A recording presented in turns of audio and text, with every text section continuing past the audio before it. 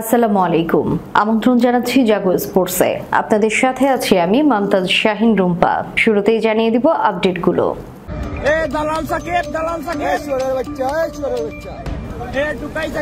পদ আছে না গেছে, দালাল অকথ্য ভাষায় গালাগালি, কানাডায় লাঞ্ছিত সাকিব।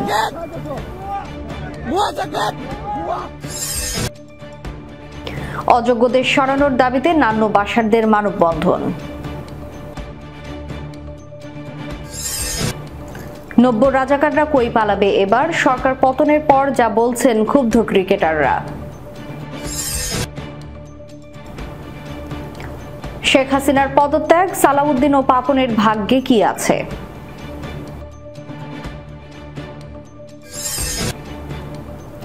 বাংলাদেশের নারী বিশ্বকাপ আয়োজন নিয়ে শঙ্কা, মন্তব্যে আইসিসি। শুনছিলেন শিরোনাম, এবারে বিস্তারিত। একদিন আগেই ছাত্র জনতার গণ অভ্যুত্থানের মুখে প্রধানমন্ত্রীর পদ থেকে পদত্যাগ করে দেশ ছেড়ে পালিয়েছেন শেখ হাসিনা। সদ্য বিলুপ্ত হওয়া দ্বাদশ জাতীয় সংসদে আওয়ামী লীগের হয়ে নির্বাচিত প্রতিনিধি ছিলেন তারকা ক্রিকেটার সাকিব আল হাসান। দলের পতনের একদিন পরেই আজ কানাডায় খেলতে নেমে লাঞ্ছিত হলেন। একসময় স্লোগান উঠত, বাংলাদেশের জান, বাংলাদেশের প্রাণ সাকিব আল হাসান। তার কারণও নিশ্চয়ই অমূলক নয়। তাকেই যে দেশের ক্রিকেটের সবচেয়ে বড় পোস্টার বয় হিসেবে জানে সারা বিশ্ব। কিন্তু দেশ জুড়ে কোটা সংস্কার আন্দোলনকে কেন্দ্র করে চলমান পরিস্থিতি নিয়ে নীরব থাকায় তাকে অনেক সমালোচনার মুখে পড়তে হচ্ছে। কদিন আগে কানাডার গ্লোবাল টি20-র এক ম্যাচে প্রবাসী ভক্তের তোপের মুখে পড়েন সাকিব। এবার আবারও আক্রমণের শিকার হলেন সাকিব।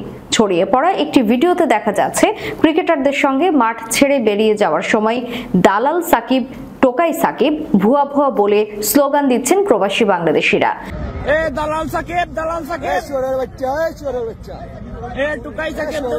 এই সময় কেউ কেউ আবার অশ্রাব্য গালাগালও দেন।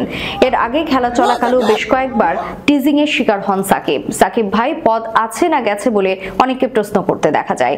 উল্লেখ্য, সংসদ বিলুপ্ত হওয়ার নির্ধারিত সময়ের আগেই সংসদ সদস্য হিসেবে সাকিব সহ অন্যদের মেয়াদ ফুরিয়েছে। মাগুরা এক আসন থেকে নির্বাচিত হয়েছিলেন টাইগার অলরাউন্ডার। দেশের রাজনৈতিক পট পরিবর্তনের সাথে সাথে ক্রীড়া ক্ষেত্রেও লেগেছে পরিবর্তনের হাওয়া।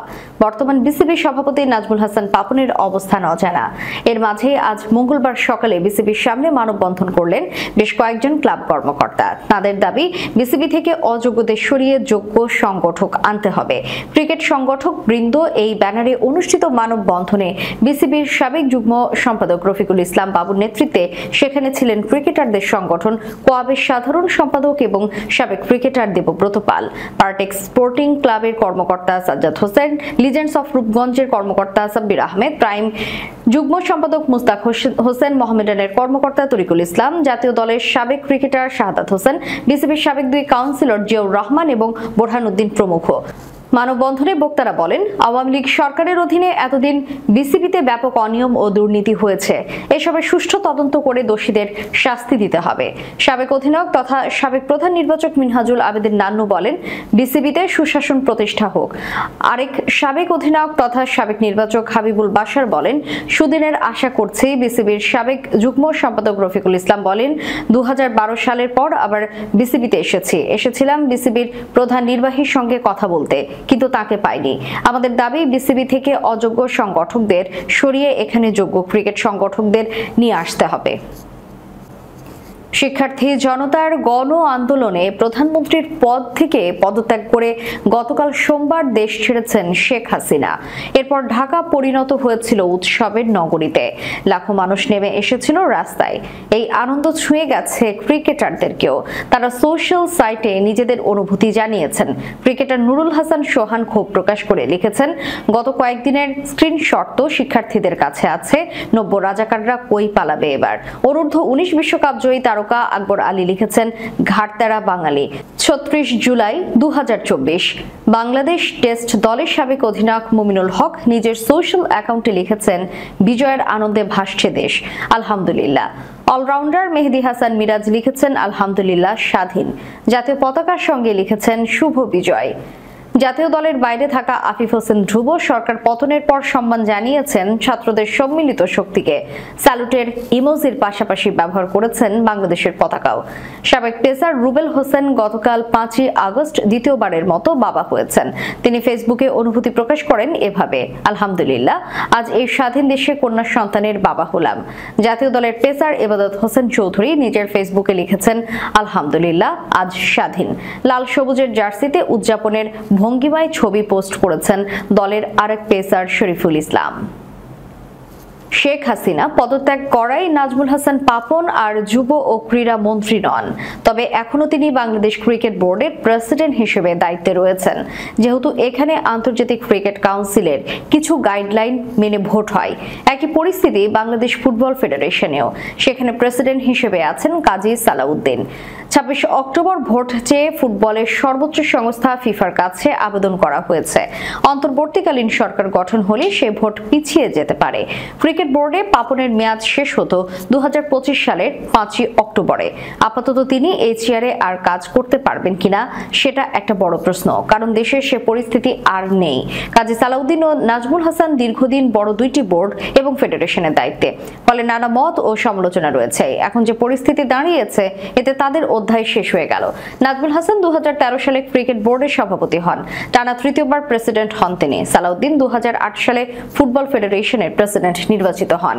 এরপর আর বদল আসেনি। এখন অন্তর্বর্তীকালীন সরকারের সিদ্ধান্তে পরবর্তী পরিবর্তন দেখা যেতে পারে, তবে ফুটবল ফেডারেশনে সালাউদ্দিনের মেয়াদ শেষের পথে।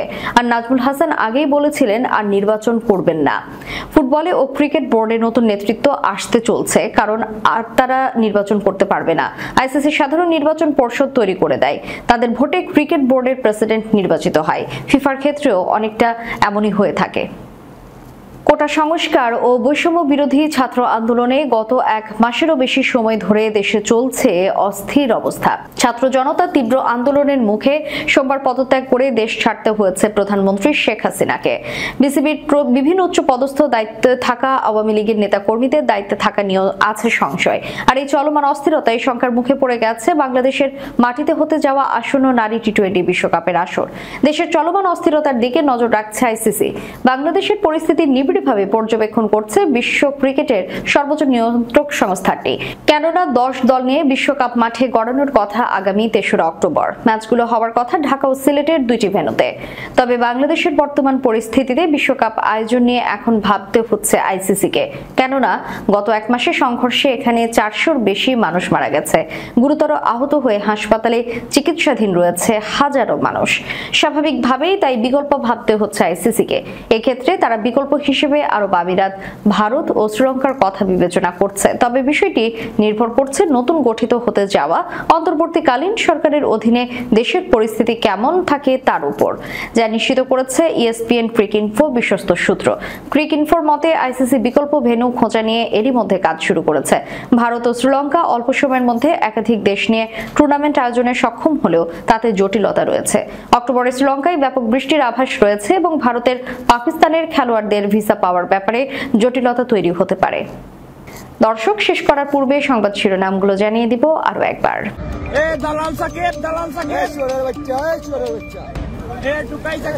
পদ আছে না গেছে, দালাল, অকথ্য ভাষায় গালাগালি, কানাডায় লাঞ্ছিত সাকিব।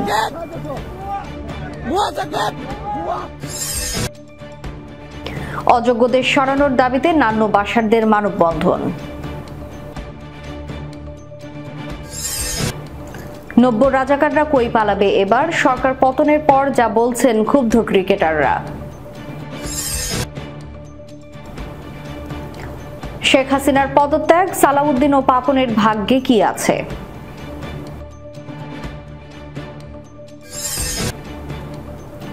বাংলাদেশের নারী বিশ্বকাপ আয়োজন নিয়ে শঙ্কা, মন্তব্য আইসিসি। এতক্ষণ আমাদের সাথে থাকার জন্য ধন্যবাদ। আল্লাহ হাফেজ।